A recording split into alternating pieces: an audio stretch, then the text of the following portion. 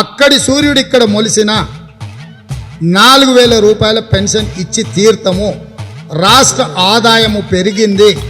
పెరిగిన ఆదాయాన్ని మేము దోసుకోకుండా పేదలకు పంచి పెడతాము. కాంగ్రెస్ ప్రభుత్వము మాకు పెన్షన్దారులకు పెన్షన్ ఇస్తాము, ఇంకా పెంచి ఇస్తామని చెప్పారు. పెంచి ఇచ్చుడేందుకు కానీ మాకు నెల నెలకు కూడా పెన్షన్ డైలీ ఇవ్వట్లేదు. 2,000 పైచీలకు అంటుండ్రు, ఇంకా పెంచి ఇస్తామంటుండ్రు. కానీ ఇప్పుడు పెంచింది కాకుండా పెంచకుండా ఉన్నది కూడా టైం మీద ఇస్తే మాకు పొట్టకు తాగకుండా వచ్చి బతుకుతామని చెప్పి ఆవేదన వ్యక్తం చేస్తున్నాం. కానీ ఇప్పటి వరకు మాత్రం పెంచిచ్చుడు ఏమో కానీ మాకు ఇచ్చే పెన్షన్ టైం ప్రకారంగా ఇస్తే ఆడికే సంతోషపడతాం.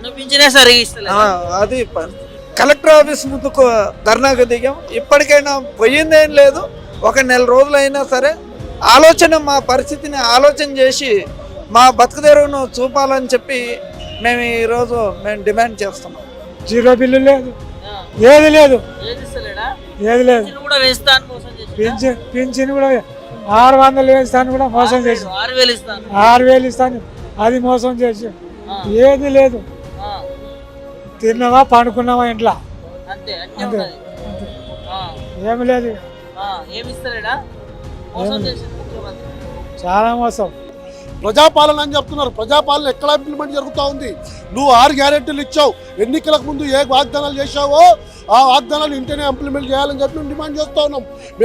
మేము కోరికలు కోరుకోవట్లేదు. నువ్వు ఏ వాగ్దానాలు చేశావో ఆ వాగ్దానాలు ఇంప్లిమెంట్ చేయబడుతున్నావు. పింఛన్లు ఇచ్చేసిన రాష్ట్ర ప్రభుత్వ బాధ్యత, అది భిక్షం కాదు.